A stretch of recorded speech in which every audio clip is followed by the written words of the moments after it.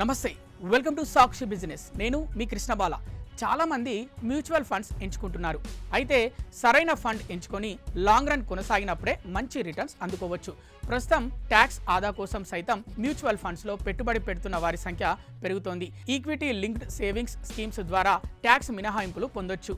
ఈ కేటగిరీలో వచ్చిన ఫండ్లలో స్టేట్ బ్యాంక్ ఆఫ్ ఇండియా అనుబంధ సంస్థ, ప్రముఖ asset management company SBI mutual fund నుంచి వచ్చిన ఈఎల్ఎస్ఎస్ స్కీమ్ అదరగొట్టింది.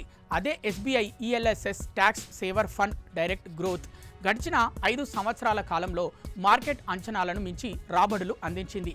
మరి ఈ స్కీమ్ గురించిన ఫుల్ డీటెయిల్స్ ఇప్పుడు చూద్దాం. ఎస్బీఐ ఈఎల్ఎస్ఎస్ ట్యాక్స్ సేవర్ ఫండ్ను ఎస్బీఐ మ్యూచువల్ ఫండ్ 2013 జనవరి 1న లాంచ్ చేసింది.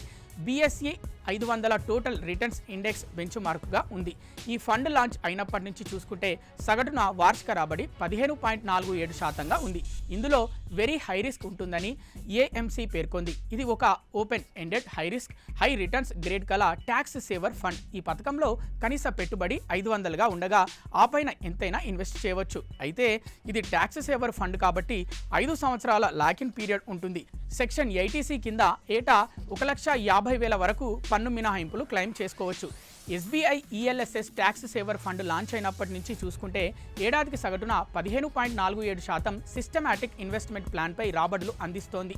అంటే మార్కెట్ సగటు అంచనా రిటర్న్స్ 12% మించి రాబడులు అందిస్తూ కాసుల వర్షం కురిపిస్తోంది. ఈ స్కీమ్ గత 3 నెలల కాలంలో 19.45% రిటర్న్స్ ఇచ్చింది.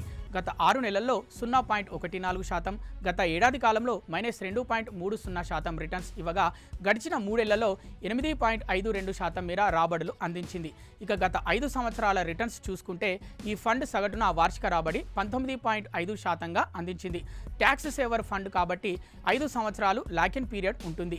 దీని ప్రకారం ఒక ఇన్వెస్టర్ 5 సంవత్సరాల క్రితం నుంచి నెలకు 10,000 చొప్పున సిప్ పెట్టుబడులు పెడుతూ వచ్చాడు అనుకుందాం.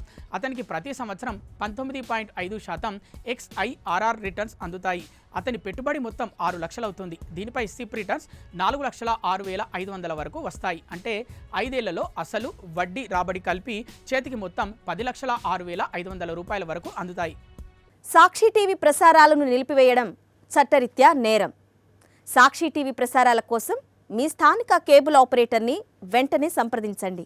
DTHలో, ఇంటర్నెట్లో కూడా సాక్షి టీవీ ప్రసారాలను వీక్షించవచ్చు.